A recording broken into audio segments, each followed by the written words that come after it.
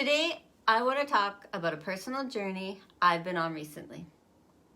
I decided to start healing my feminine energy and start with healing my emotions. It's been an intense roller coaster so far, and I want to share with all of you. So let's dive in.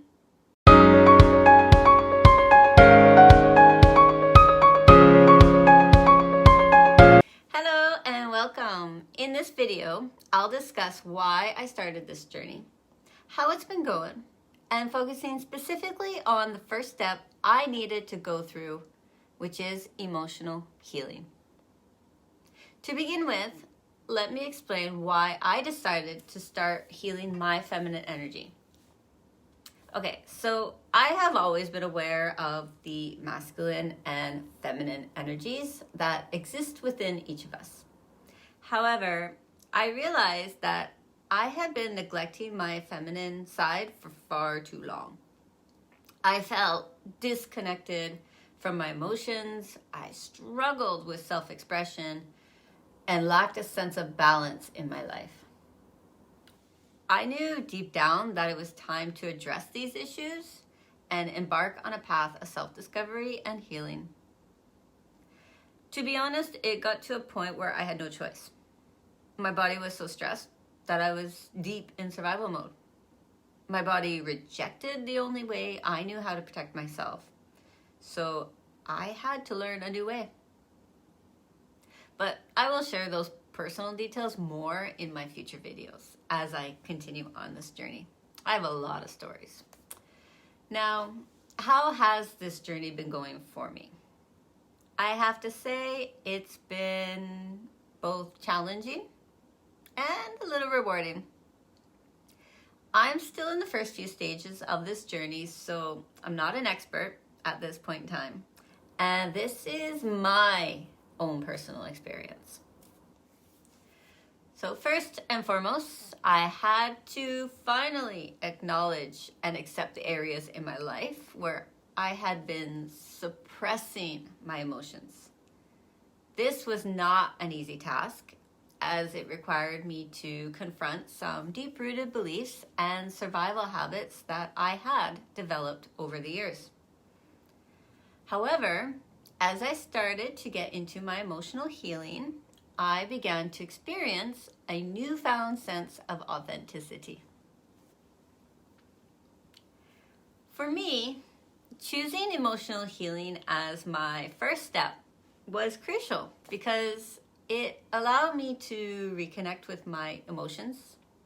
Well, say it forced me to reconnect with my emotions, and it taught me to create a safe space for them to be expressed and processed. Emotional healing involves acknowledging the feelings, understanding their root cause, and learning healthy ways to cope with them. It's about embracing vulnerability and giving ourselves permission to feel and then heal.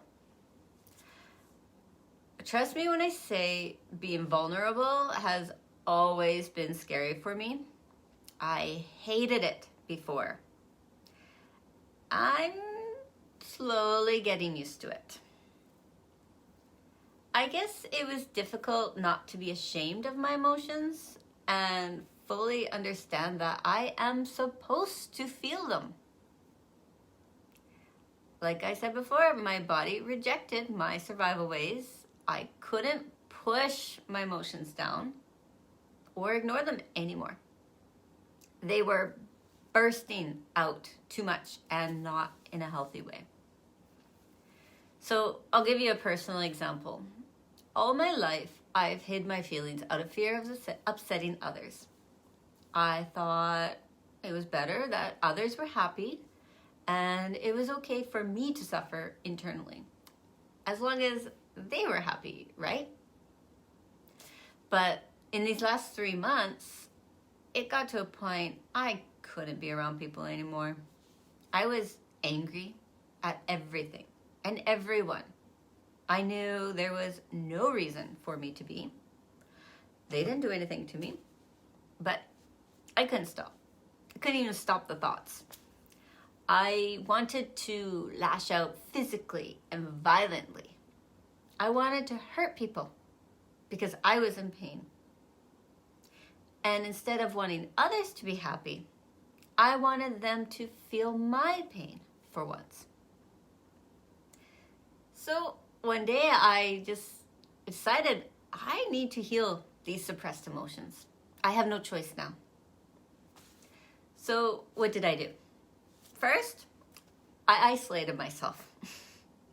It's what I always do. Not what I recommend for everyone, but I just needed to recharge and I needed to think alone.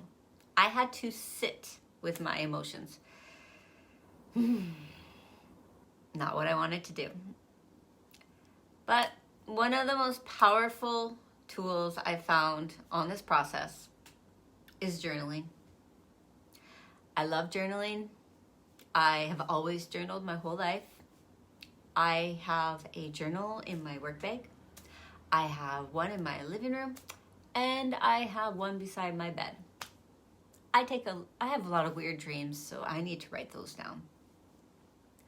But taking the time to write down my thoughts and emotions has been cathartic. It has allowed me to gain clarity and insights into my own experiences and has helped me identify patterns and triggers. I personally like to make a chart when I'm upset.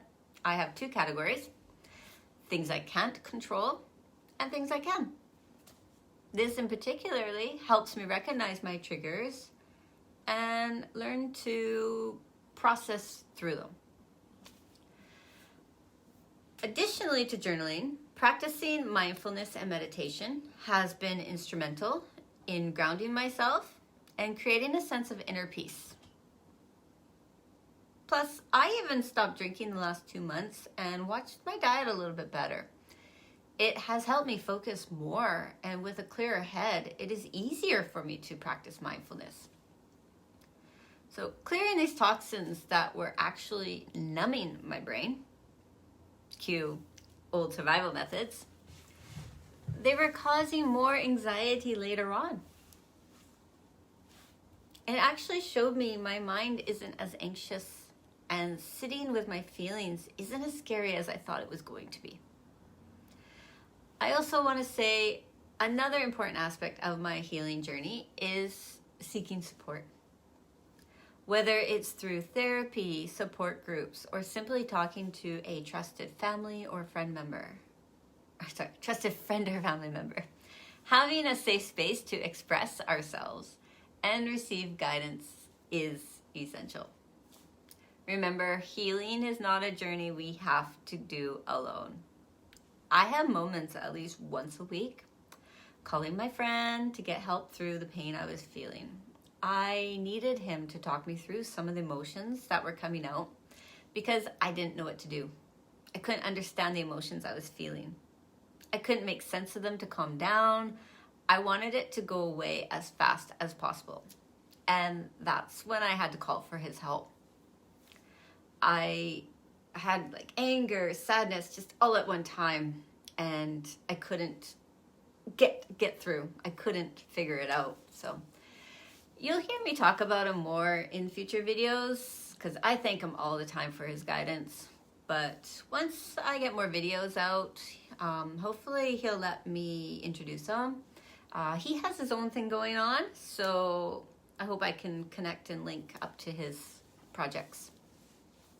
He just has a way of organizing your thoughts and guiding you in the right direction. And he has the right things to say when you're down.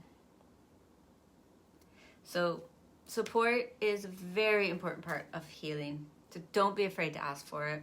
You'll be surprised who will show up for you. As my friend says to me, when the student is ready to learn, the teacher will present themselves. And I believe that, truly. So my journey of healing my feminine energy is an ongoing transformative experience. By addressing emotional healing as my first step, I am able to reconnect with my emotions, embrace my vulnerability, and create a sense of balance in my life better than before. This journey will continue, and I'm excited to continue exploring and growing in this area. I hope that by sharing my journey with you, it inspires you to embark on your own path of healing and self-discovery. Remember, healing our feminine energy is not just beneficial for ourselves, but for society as a whole. So let's work to embrace our emotions, heal our wounds, and create a world where the masculine and feminine energies can thrive. Thank you all so much for watching. Like and subscribe for more content. Please comment below about any of your experiences, and I'll see you in my next video. Take care.